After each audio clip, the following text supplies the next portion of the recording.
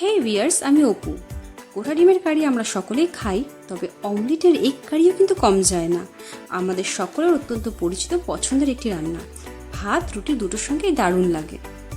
ছোটবেলা থেকেই আমাদের মায়েরা এটা করে থাকেন, তবে শাশুড়ি মা কীভাবে বানায় ওটাই আমি আপনাদের সঙ্গে দেখাবো। আশা করি আপনাদের ভালো লাগবে।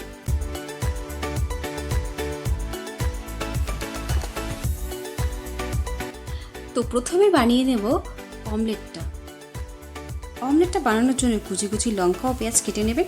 চাইলে আপনি ধনেপাতা দিতে পারেন। আমি 8টা ডিম নিয়েছি অমলেট করার জন্য। আপনারা কম বা বেশি নিতে পারেন। দিয়ে দেবো নুন ও হলুদ, একটু গোলমরিচের গুঁড়োও অ্যাড করতে পারেন। ওটাকে ভালো করে ফেটিয়ে নিন। যত করে ভালো ফাটাবেন তত ভালো ফুলবে ও ইনগ্রিডিয়েন্টসগুলো ভালো মিক্সড হবে। এবার অমলেটগুলো স্ক্রিনে দেখানো পদ্ধতিতে করে নিন।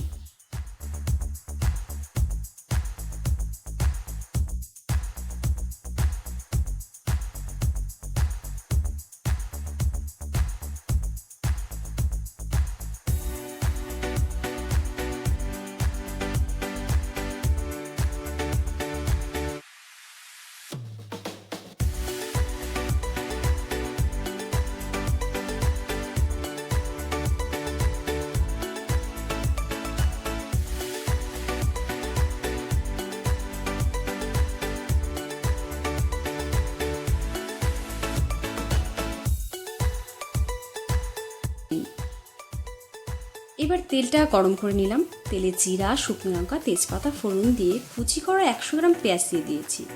2 মিনিট পেঁয়াজটাকে ভেজে দিয়ে দেবো কেটে রাখা আলুগুলো। পেঁয়াজ ও আলুটাকে একসাথে ভালো করে 5-6 মিনিট ভেজে নিন।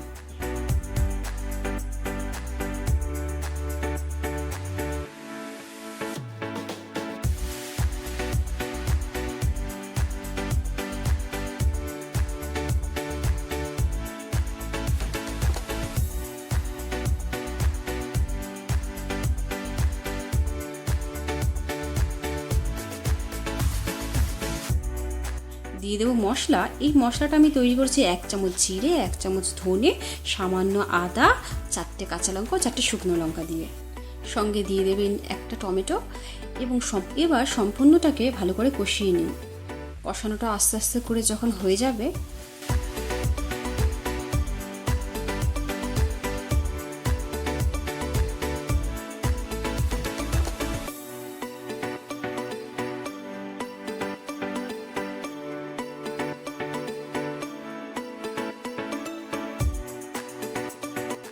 মশলাটা ভালো করে কষানো হলে দিয়ে দেবেন পরিমাণ মতো জল।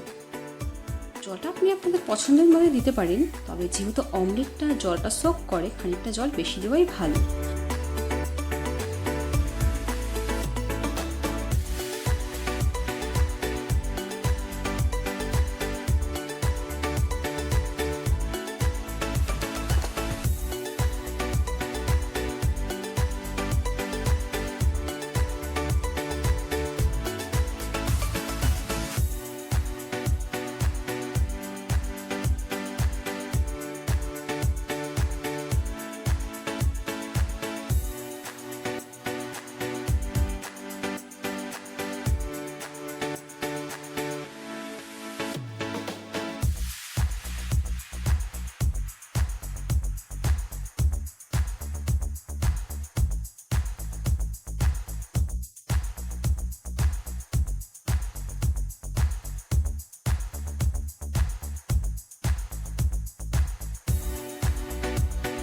প্রায় মিনিট 10-15 মতো ঝোলটাকে ফুটিয়ে নিন।